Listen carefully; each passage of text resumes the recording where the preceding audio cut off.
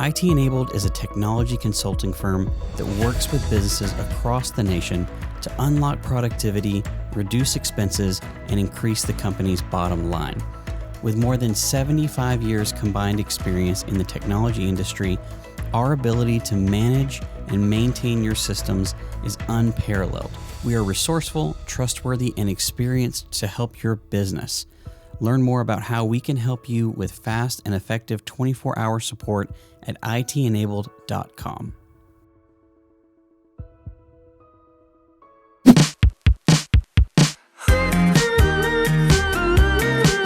We're excited today to have Rudy Flores. Rudy is actually the brand new director of Parks and Rec for the city of Lufkin. So welcome, Rudy. We're glad to have you. Thank you. I'm excited to be here. Thank you for having me. Absolutely. Welcome to 2021. It's time to kick off a new year. Oh, I know. I can't believe that it's already December, and with what we do, we're planning literally already for spring. So that's right. We're always living in the future. That's right. Well, tell the viewers and the listeners your background and then how you got to the city, and then we'll go from there. Yeah. Well, I think it's pretty interesting. My story started as a small business owner here in town. In 2013, we established our brick and mortar business of a group fitness center in downtown Lufkin. And we were in business for 10 years. And so shortly after our closing our business, I actually transitioned into the role as the director for Parks and Recreation for the city of Lufkin. So it kind of seems like it happened fairly quickly, but everything that encompassed our small business as me as the owner and operator is what I'm able to offer this new position. So anything from the minute parts of sweeping the lobby to operating a finance budget, that all encompasses what I do now. Sure. And you were born and raised in Lufkin. Your Yeah. family's still here. Yeah, all my family is here. I have extended family in Laredo, so we get to take a trip out there, and that's a completely different world than it is here. You know, it's very rooted in Tejano in the Mexican culture. And so we always like to go and do that and kind of bring that back with us. Sure. Cool. But I graduated from Lufkin High School, so I'm born and raised here. Yeah, nice. That's awesome. Yeah. So tell us a little bit about your experience just being a small business owner in Lufkin and East Texas, and kind of walk us through that. How did all that go? Well, first thing I have to say that I loved it. Yeah. I absolutely loved being a small business owner. Mm-hmm. You know, I think so many of us, myself included, go through life seeking a title of what is it that we're going to do with our lives. Mm-hmm. You know, if we're going to graduate college, or we're going to go into a different industry, or we're going to own a business. What is it that I get to say after my name when I'm introducing myself in a meeting? Right. And for a long time, I kind of was searching for that. Like, what is it? What is it that's going to be mine? That's going to give me that credibility? I admire so many different people in our community that have this lengthy career in one place, you know, and so they get to become an expert in their field. And so I was kind of searching for that. And so when I opened the business, I got the full taste of what it is to be a business owner, to start something from scratch and kind of build it and really expose yourself so much that people feel like they can trust you and that they can count on you, and everything that comes with that, the good, bad, and the ugly, you know, and being able to kind of just grow from that small idea of wanting a title to really understanding that my job as a person is to serve. And so after the years of kind of figuring out that I was seeking more of how do you say it, more of a place in the community, I realized that my place is to serve. So therefore, it didn't matter on what capacity as long as I was serving. Yeah. And so my small business was able to do that for me, for our team, and then for the community members. We launched several different programs where people could come and be involved and be a part of. And these might have been people that weren't as familiar with what different organizations did in the community. So now they found a place where they could really plug in, and they were able to help and serve. And that's what I get to do now for the city of Lufkin. Yeah. I get to serve on a different capacity. I get to serve and make sure that we're taking care of our parks and our sports complexes the way we're supposed to, and be innovative with all of the resources that currently exist. Yeah. So, you know, I don't think people realize how much Parks and Rec is actually over in our community. Oh, so why don't you let us know what are some of the things that people may not realize that you take care of at Parks and Rec? Well, first, I have to say that it has been amazing for me to jump into this role because there's an existing infrastructure that is phenomenal, and it works and it's functional. And now I get the opportunity to enhance it and be able to really use it to its full potential. The first number that comes to mind is 16 parks. We have 16 parks in Lufkin, Texas. Growing up here, the constant thing that you hear is that there's not a lot to do in Lufkin. I get to now sit on the other side and look at 10, 12 years in the past, and I have been a part of so much that Lufkin has brought to the community, and I've gotten to be able to be a part of it on different levels. And now on our parks level, we are trying to let people know that they have so much at their disposal. Yeah. We have 16 parks, 7 trails, 3 splash pads, 1 swimming pool, multiple sports complexes, and that encompasses all of our job is to be able to take care of that, organize it, enhance it, and still somewhere find room to create even more.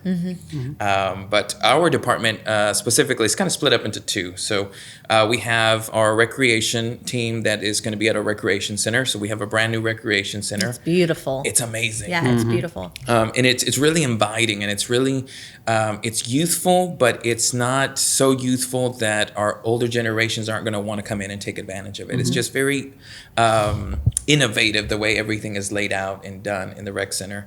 And we have that team that takes care of the majority of our recreational sports and programs. So anything like youth basketball or baseball, that's happening out of the rec center. So we have our sports superintendent who takes care of all of those things.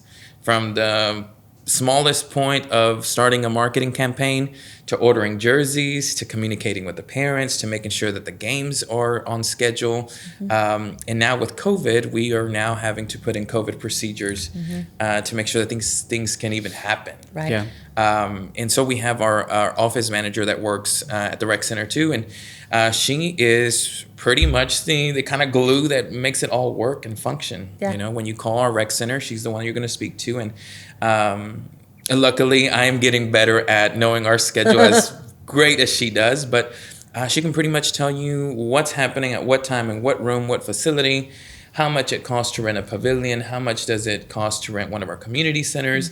So she kind of groups all that information into being a know-all for the rec center. Sure. But then we take a complete transition into our maintenance crew and department. And so we have an amazing superintendent of parks who is Matt Todd. Yep. And if you've ever gotten the opportunity to meet him, you know that he is the nicest, easygoing guy you will ever meet. But what I respect and love the most is that he shares my servant heart. Yeah. He is here to serve his community, you know. And so when it comes down to making a phone call and saying, hey, we have to go and move bleachers to a different location, you know, or this Matt community always helps me stage. with bleachers. There's never a moment of hesitation that says, oh, I'm doing something else. It is, I'm right there. Yeah. So that's been such a big blessing for me as a director, is having someone that is so knowledgeable, be so open to helping. But he and I supervise a crew of about 15, and they are the hands and feet of our department. They are the ones that you'll see at the parks, mowing the grass and trimming the creeks and doing everything that they need to make sure that everything looks real pristine. Well, it's a good crew. It is an amazing crew. Yeah. I was blessed many years to be able to work with all those guys and to be able to work with them and have fun together. We laughed a lot. Yeah. So, and I think that's it. I think me coming in as a new director, I was real nervous about that relationship. But what eased me is that with my experience in small business, all I've ever done is relationships. We've had to count on sponsorships for different things. We've had to count on people showing up for an event and trusting that those 200 check-ins on Facebook that said that they were going to be there are going to be there when you show up for the event, you know? And so I come from this background of, I really count on people, you know? I have to count on their participation, and their perception of me has to be their reality, you know? And so coming into this with such a diverse group, my first checkbox was to establish a great relationship with them. And that was by just going in and seeing how they work, and where is it that I fit in what you're already amazing at? Where is it that I fit in? Versus where do you fit in with me? And we've been able to really work together and kind of just see that these guys are amazing, and kind of enhance their productivity so that way we can really get everything that we can out of our productivity from our groups. That's great. That's very cool. What would you say, just in the time that you've been there, what do you think is the most underutilized part of Parks and Rec in Lufkin? Is it a park, a trail, I think that's complex? difficult. I think that's a difficult one because truly, and I get to say this from a community member and now from a role of a director, is that all of our parks are really underutilized. Yeah. Okay, good. All of our trails. Yeah. That we offer so much that I don't think people really understand. I agree. Yeah. What we have here. And it's because we grew up here. That's right. We take it for granted. Yeah, we pass by Kiwanis Park and, they got a new splash pad, and we keep on rolling. Yeah. You know? And when we think about taking our families to go do something, it's not necessarily in our parks because we want them to experience something different. We want to take them to that something different. But that different that they see, our community sees on Facebook, that they like and share, having a picnic with their families in the middle of a beautiful park. We have those parks. Yeah. We just need the people to do it. Yeah. Sure. I was strolling through Jones Park last week, and that is a beautiful park that has so many different amenities that until I was out there physically walking the park did I realize that it had so much. And they've just put in new sidewalks there. Yes, so there's a brand new, beautiful sidewalk that goes on the edge of the lake all the way over to the spillway. And, coming from a fitness background, immediately what I think of is like, this is perfect to do a small 5K, a couch to 5K program out here, because you get to have your kiddos on the swing set while you're out here still in visible distance, but you're able to kind of see the beginning and end point of the trail, which is really encouraging for someone who is out there in the evenings or early mornings. You get to kind of see everything around you. It's not as secluded as other trails that we're working on. But yeah, I would say that all of it, truly, all of it is underused currently. And our job as a team is to kind of bring in new programs to entice people to come and try. Let's try that weird new yoga class right here in the middle of Greystone Richardson Park and see how it goes. Yeah. And I have such a background of being resilient when things don't work and not letting it get me down, that I know this is going to be good for us because we get to launch something, and if it doesn't work, guess what? We get to launch something else. Do it again. And do it again until people really feel comfortable that, hey, me and you could go sit at Kiwanis and have lunch. Yeah. Instead of sitting in the car or feeling like now with COVID we can't do so much in dining, we have a beautiful spread of parks that we can do this at. So that's right. That's exciting to me, where a lot of people would think, oh my God, it's such a big challenge to get people back into the parks. Yeah. I'm excited about showing people what they've been missing this whole time. For sure. Years ago when I worked for the city and had the CVB, Julie Shackelford, who is from Nacogdoches, with the Conservation Fund. She called me one day and she said, I have money and I want to give you a person. I was like, okay. And she said, I want to give you an intern from SFA, and he's going to be over all the parks area for the CVB. And I had Aaron Fryer for about 2 years, fully funded and paid for. And so what he did was he used all the GPS mapping tools of the city, and he went out and mapped all of the parks. And so if you are wanting to know about the parks and you're wanting to know about trails, you can go to visitlufkin.com and you can click on all of there's hiking, biking, birding, and paddling. All of them have been GPSed and mapped. And so you can download all of those beautiful parks, and you can put it on your phone. You can print them out. And then we also have here at the Chamber, we've got the Active Angelina guides that we partnered with. And so if you're interested in those beautiful parks and the trails that Rudy was talking about, go to visitlufkin.com, come by the Chamber. We've got maps of all of that stuff. So it's easy for you to get your hands on and to be able to get out and to enjoy all of that. Definitely. With our rec center now being a new facility, we're getting ready for those customers, and we think about our community members as customers in the sense of customer service. And so we're getting equipped to answer all of those questions that people have about our parks, and making sure that we are that central place that when people say, hey, I want to do this new sport, where's the best place that we could do it, that we immediately are able to plug them in. Right. Our sports complexes are phenomenal, and probably these spaces that we have with our sports complexes are available for our community to use. You know, if you have a team that you need to practice with and you need a field, you can actually rent out our fields during season. So that's something that was totally new to me. And so that's exciting to know that we do have a large part of our community who is taking advantage of our resources. And I'm excited at that people are using them. But I would say that probably about 50% of our community is just now getting to the point where they realize that they can reserve some places, or they can go out and go on a biking trail and kind of figure that out. As our culture changes in Lufkin, I think that's where we will be there to back them up, and we'll be ready for them whenever they are, or when the change comes. And your new office was used recently for all the voting. So I think, a lot of people got to see Parks and Rec maybe for the first time in their new location when you went out and did early voting. But you're still doing classes there. You're still doing gymnastics and dance and all of those things that the kids Definitely. And I think that was the best thing for us, like you said, is having people come in.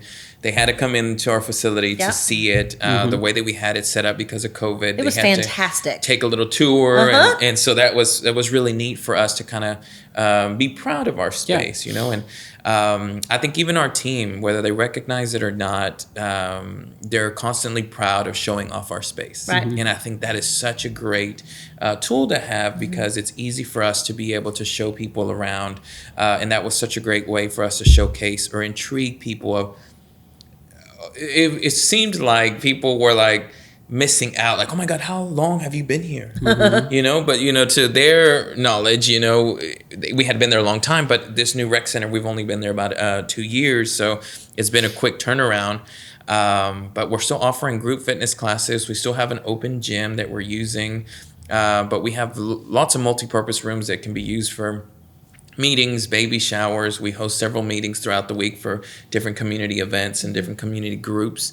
But we have our combo classes, our gymnastics classes. We have an amazing self-defense class that's taken off. And majority of the time, I don't know quite what's going on, because I just hear the loud padding from my office. And I immediately get up, and then I remember, okay, they're supposed to be beating each other up, But we have that going on, and it's a fully functional program. Self-defense is, and we're really trying to tailor a whole lot of different things kind of after the way that self-defense is structured, because when you walk into that room, you know specifically and exactly what's happening in that room. Right. There's padded floors, you have the equipment, and so you can always count on it being there. And so what we want as a rec center is for our community to be able to count on us being able to deliver group fitness or health and wellness, and that's going to be at their disposal for all different ages, not just our little ones. I think our heart is always with our little ones, but my focus personally is to have a multi-generational space in our parks, in our rec center, and I want to be able to see our primary age kiddos on the swings while mom and dad are taking a yoga class, while there is something happening under the pavilion, while there is all of these different things with different groups happening in our park. So, we're up and rolling, and we're going. That's fantastic. It's been difficult, like everything else, trying to figure it out along the way. And I think my downfall as a director is not knowing what I don't know. So I'm asking my community members to kind of let me know that. And I'll share this, I think, was a beautiful experience. I was in the Mexican meat market maybe about 2 weeks after I had started. And I had my city emblem T-shirt on, my shirt, and I'm just grocery shopping for myself. And a gentleman stops me, and this is full conversation in Spanish, and he had a concern about one of our parks.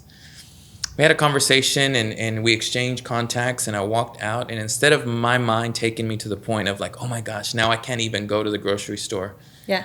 I thought of it as we now have a way for our Spanish-speaking citizens to really be able to communicate and just express as regular citizens, hey, I noticed that there's a faulty light at this park, and I just would like y'all to know that. Yeah. And It's great. It was amazing. It was the neatest thing. And so I'm excited about those different things. You know, this exact same gentleman had a concern about wanting to start a youth league in Spanish. And I thought, now you have an office that you can come to and you can speak to me. And communicate. That's right. And not be intimidated to bring up something and not be able to communicate it. Definitely. Well, we do so much in translation that I want someone to be able to feel comfortable to be angry, happy, sad in their own language. Yeah. Because that's truly the way that we get to communicate, That's right. you know, and we have a concern about something. So I saw that door open, wide open, and I just thought, wow, that's happening for us here in Lufkin. So I thought that was a cool tidbit that happened to me. That's awesome. Yeah, like week 2, being on the job. So yeah. What's kind of on the horizon for the Parks Department? Like, what do you have kind of coming up? Big goals? I mean, anything that you can share, or or can't? We'll let it be, news here on the podcast. But for sure. What are some kind of things coming up? Well, I think the most exciting thing for us right now is going to be we're rebranding Parks and Rec. Okay. So Parks and Recreation is working with the design company, and we're looking at rebranding it in a way where when you see our logo, you see our emblem, you really think family and wellness. We want people to really start to put our parks and our recreation center in the forefront of their minds when it comes down to trying to create and get healthy and get their families active. We want them to think of us first. So I think that's super exciting to us because we get to be a part of the conversation that could, for a logo and emblem that it's going to be timeless. Sure. It will be here when I retire, hopefully, and it will be here when I have children. And that's what I want for Parks and Rec. So we have a unique vision for the future of Parks and Recreation in the sense of changing the perception of what we offer. Right now, I think the perception is we're just sports driven. Right. And so we want to be able to enhance every sports that we have and then alongside create group fitness, health and wellness, arts, and then just the dynamic of everything that encompasses a family. You know, we're thinking about every single person in that family. What does grandma want to do? And instead of trying to come up with it, we're asking grandparents, what do you want to do? You know, I think in my experience with dealing with different groups, my shortcomings have been assuming that people want certain events or assuming that people want to participate in certain things. But as I have learned to listen to the people that are closest to that action, you know? So we're excited about launching our new fitness initiative that's happening in January. And it's going to encompass everything that we just mentioned, our parks, our splash pads, encouraging people to go out on the trails, but giving people a reason to do it, you know? So I come from a background of fitness, and I think that's the exciting part is that to encourage people to go out and be active, but not have to really worry about having their gym membership. They can really just use our resources that we have here in our parks. So there's a lot happening that encompasses that fitness initiative, but we're working diligently to be able to launch a new website, branding, so they can go to one place, see all the information, and then try to get us into a mobile app to where you can pull up everything that you mentioned before, the maps and the routes. We want them to be able to pull out their smartphones or smart devices and all be in one place. Easy access. Easy access, Well, I think you are the perfect fit. Thank you. For the city and for Parks and Rec. And I think that it's going to be a long career for you, with the excitement and just the passion that you have to help bring families together and to be able to be healthy and fit, mind, body, and spirit. So congratulations on your new position. Thank you so much. I appreciate it. Yeah, it's the excitement of all the crazy, weird, fun things that we see on social media, wanting to bring those into Lufkin and giving them an opportunity to grow. Good. And beyond that, finding the people that already do those types of things and kind of give them the push and the space and the creative space to do those things. So we want to have music lessons and vocal lessons at our facility. We want people to learn how to cook and make those DIY kits and cookies in our space. And it's great. Be able to do everything that we see in different communities, be able to really offer it through the rec center. Nice. Well, that's great. Well, we look forward to watching everything grow and blossom. So, Yes. yeah. Thank you for being here today. Yeah. For sure. Thank y'all. Yeah. Well, thank you so much for coming here and being on the podcast with us. And we want to say thank you so much for listening again this week. If you haven't already, please subscribe to the podcast so that you'll get these episodes every week in whatever podcatcher you're listening to. And if you want to watch the video version of this podcast, you can find that on the Chamber YouTube or the Chamber Facebook page. And again, have a great week.